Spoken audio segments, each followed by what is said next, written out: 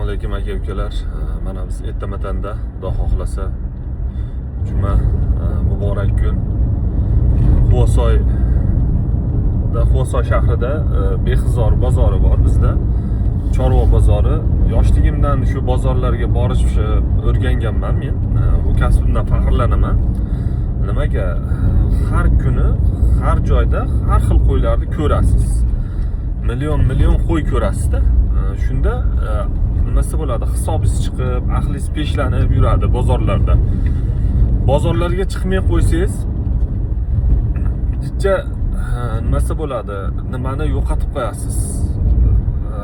Nimasi bo'ladi? Mo'ljalda. Chorva boqayotgan hamma aka-ukalarimizga tavsiya qilib qolamanki, bir haftada 2 kun bozorlarga borib turish kerak. Qayerda qanaqa narx-navo bo'lyapti? O'zi hamma joyda bir xil narx-navo bo'ladi. Go'sht narxi bir xilmi? Demak, bir xil nimada hisoblanadi. Lekin yaxshi qo'ylar, yaxshi narsalar chiqib qoladi bozorlarga. Shu narsani olishda o'rganasiz borib turib. Bu yerga zo'r hayvon chiqdi. Shuni ololmadim bu deb u safar jicha nima o'zingizga o'zingiz nima qilib kelasizda, ololmadim shu qo'yni deb. Keyingi safar yo'lingizdan chiqqanda shu qo'yni olasiz, ahd qilasiz. Bo'ldi, buni o'tgan safargidaqa qo'yib yubormay, shuni olay deb turib. Birinchi o'chir navbatda qo'y bilan gaplashishni boshlaysiz. Qanday qo'y bilan gaplashishni boshlaysiz? Hali qo'y bilan gaplashishni boshlaysiz deganda qo'yning gapini tushunasiz, boshqa emas. Qo'yni qarab turib, u qo'yda 2 oy, 3 oyda sizga nech pul daromad keltirishini ko'z oldingizga keltirasiz.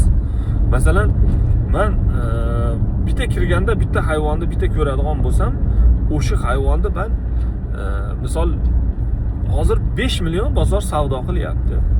Lekin shu qo'yni men 2 oyda 7 millionga sotishga aqlim yetyapti. 2 oyda yesa 500 ming yer qo'y. Lekin 1,5 million foyda qolishiga aqlim yetadi shu qo'yda. Nimaga? Ichi to'lib qolgan, suvlanib qolgan, iyog'iga 2 oy vaqt qolgan, xolos.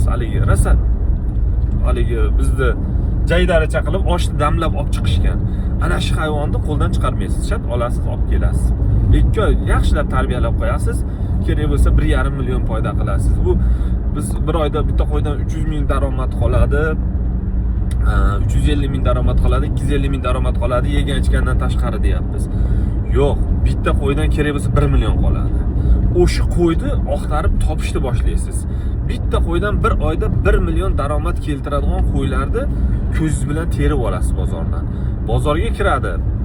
Masalan, bir xil qo'y, bittasi 5 million, u qo'yni olasiz, 2 oy, 3 oy baqasiz, 1 million pul qoladi.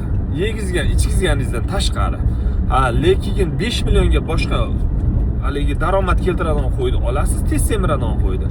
U qo'y 1 oyda 1 million qoladi. 2 oy, 3 oyda 2 million, 2,5 million foyda qoladi. Teng barobar daromad qiladi. O'sha qo'yni terishni boshlaysiz.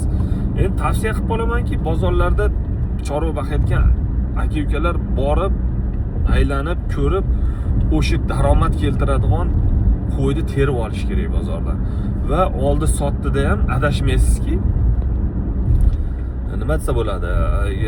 Savdoda adashmaysiz, sotishda, olishda. Mana bu bunchaga sotuvdi, meniki undan dadirroq, meniki yoki pastroq deb turib, sekin-sekin o'rganishni boshlaysiz. Bozorlarga chiqinglar. Chorva boqayotganlar, hayvonlaringni arzon sotib qo'ymaysizlar ashunda. Bozor narxida olib chiqib mo'ljallab sotasizlar. Rahmat.